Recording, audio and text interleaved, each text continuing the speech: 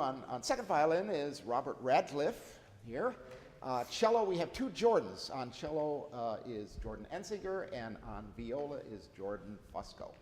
So this concert, this event is called Salon Americana, and you might wonder, as most of us did, what does Americana mean? So, of course, yes, and you might, that's a good, see, I timed that just so she would do that, and the rest of you will turn off your cell phones. So, of course, Americana, what is it? Okay, you turn to Wikipedia. Wikipedia says it's any collection of materials and things concerning or characteristic of the United States or the American people.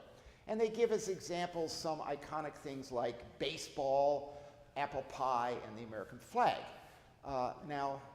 Actually, apple pie came from England, and even our national anthem, the melody, is a British drinking song. So already we have kind of a spread out culture with us. And what about classical music? What's American classical music? Well, you kind of think about stuff like Copland, you know, these big open intervals, da-da-da, you know, that kind of evokes the open spaces and the wide range. And of course, the second thing that you'll hear, you know, that comes to mind, maybe the first thing for most people, as classical, I mean, absolutely archetypical American music is jazz. And so you'll hear a little bit of both those elements in this, along with a lot of other stuff that is part of our American culture and has embedded itself into the classical music scene. The first piece we're going to do is actually written by a foreigner, Anton Dvorak. He wrote this string quartet shortly after he wrote the New World Symphony, which was inspired and I guess partly written here when he was staying in the Midwestern United States on a sort of a summer vacation. And this string quartet, some people think they hear some of the motifs like spiritual music or even Native American music. Other people say, that's not, it's actually from his homeland, Czechoslovakia. But it doesn't matter. This is a fantastic piece. Everybody, this is a universally loved string quartet. And it's widely accepted as one of his best works. So with that, this is the first movement from the string quartet called America. And it starts with an opening theme in the viola, and then a little more second theme comes in a little more tentatively on the first violin. So this is Americana, first movement by Anton Dvorak.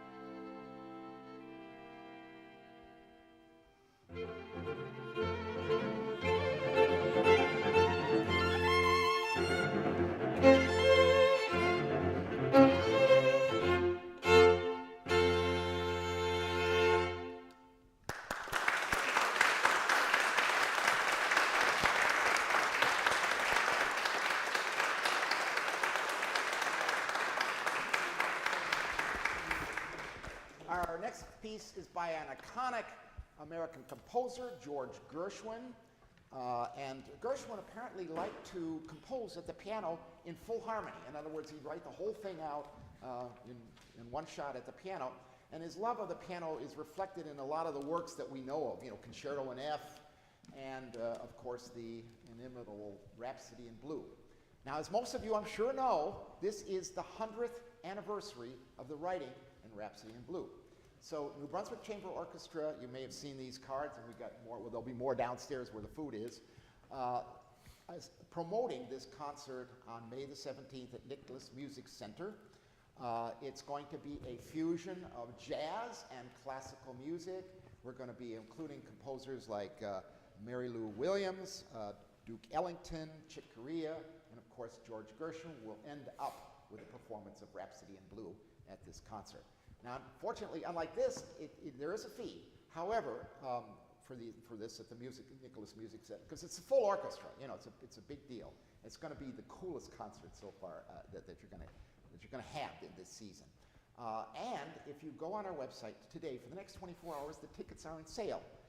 Everything's $15 for adults and seniors, $10 students, for the next 24 hours, and then I bump them back up again. So that's to encourage you. Our website is New Brunswick Chamber Orchestra, oneword.org, or nbco.org, also works on most browsers. So as I mentioned, this piece has kind of interesting history.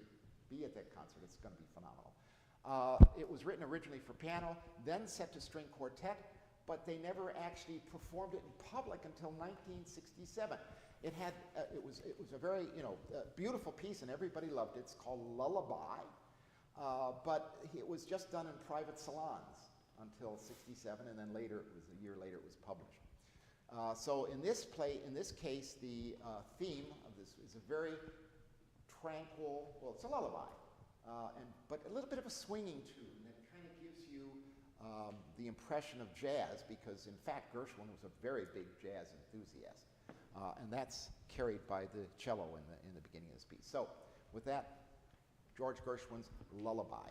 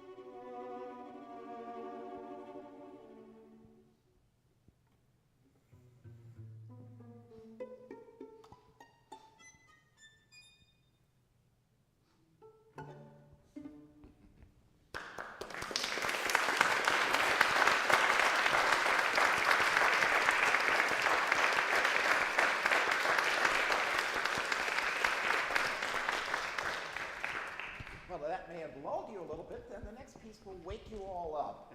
Jesse Montgomery's Strum. But let me remind you that there will be a question and answer period after this, so you should be thinking about this. I'd love to hear somebody ask a question that these guys can't answer. That would be a lot of fun for me. Anyway, so this is Strum, and I think you'll figure out why it's called Strum. There's a lot of pizzicato in the music itself.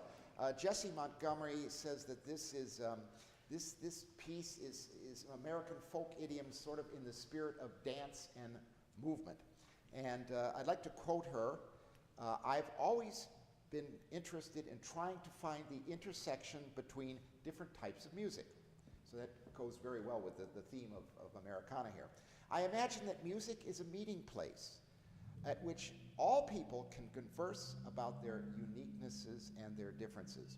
We're going to hear in this piece a bunch of different themes and motifs that kind of clash and collaborate and ultimately coexist. And I think this is what we all hope will happen in this country. So, Jesse Montgomery's Strum.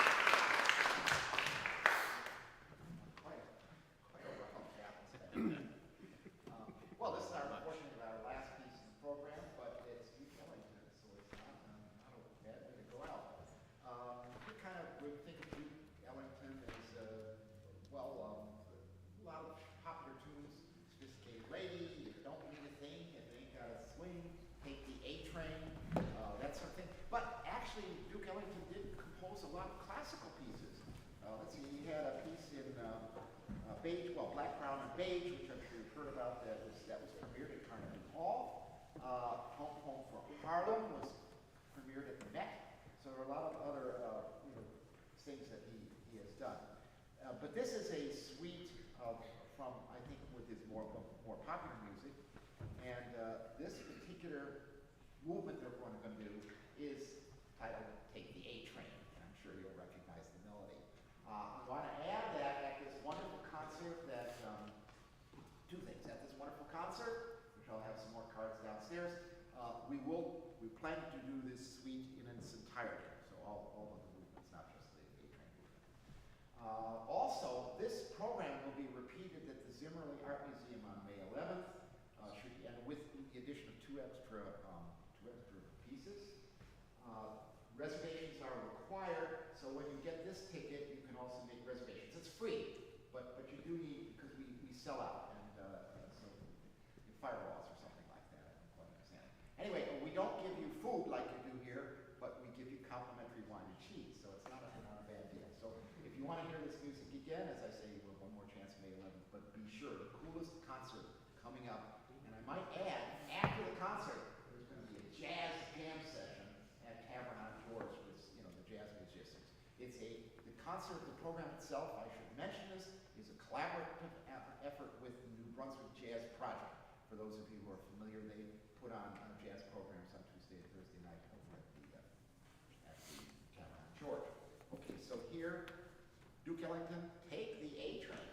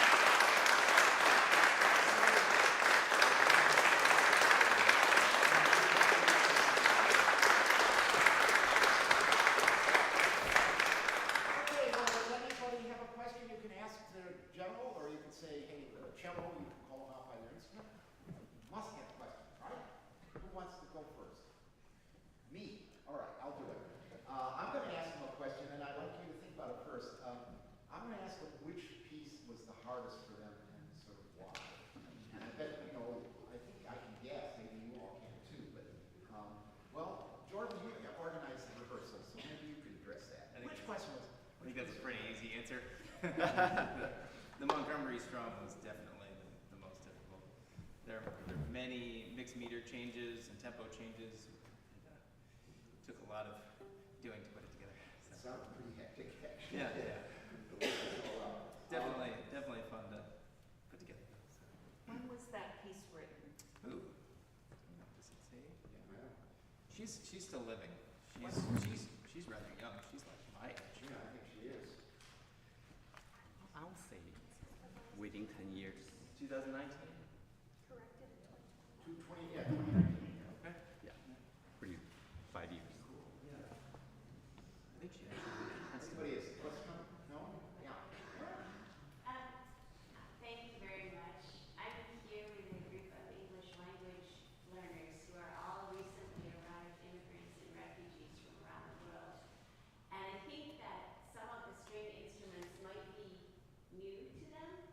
So I was wondering if you would just say the name of your instrument and maybe play a couple of measures on it so we can hear them separately and hear the differences. Okay, shall we go from top to bottom? Okay, so Robert and I both play the violin, so it's the same instrument. We're just playing different parts.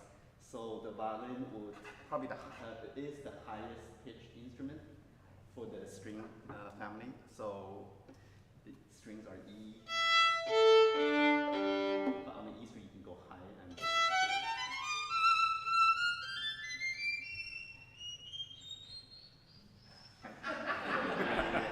so, but our lowest string will be G.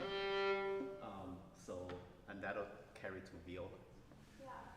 Viola has A, so our highest string is D, G, and then we have C string, which is like the cello, so it's in between. You can also play up nice and high, but not often. But you have a C string that we don't have on the violin. Yeah. So cello has the same strings, but an octave lower than viola. So here, maybe we can show. So Yeah, you play your A.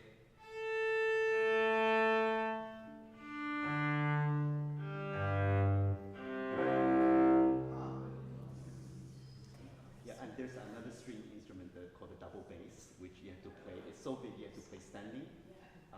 It's even lower than the cello. Thank you. Yeah.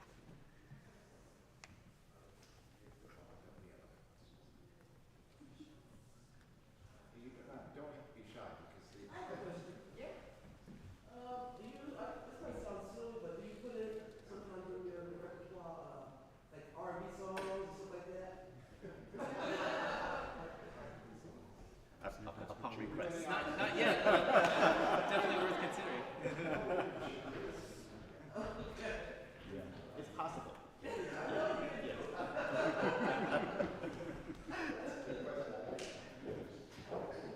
For that one difficult piece that you played, how many hours it takes for you to practice that? Well, we met a few times, but outside of rehearsal, took A lot of practice. on our own too. So. How often do you rehearse together as a group? Well, we have these salons 2 or 3 times a season, and then before each one we'll meet 2 or 3 times. So it's pretty quick. Sometimes pretty long rehearsals. Yeah. Yeah, but the rehearsals like this time we had trouble coordinating, so we had to make some of our rehearsals a little long. So a couple hours?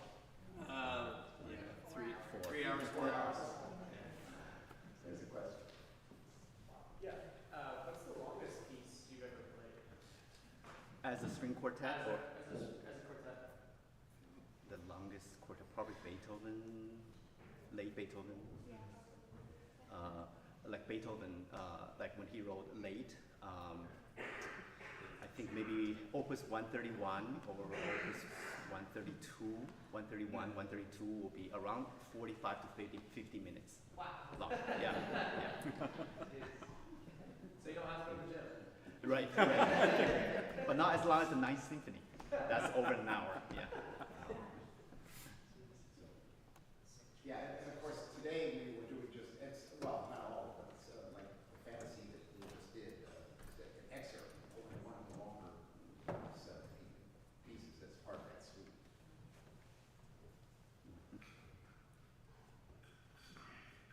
Yeah, like the Dvorak, if we play all 4 movements, it's about 25 to 30 minutes. Yeah, and that's a normal, kind of a normal string quartet.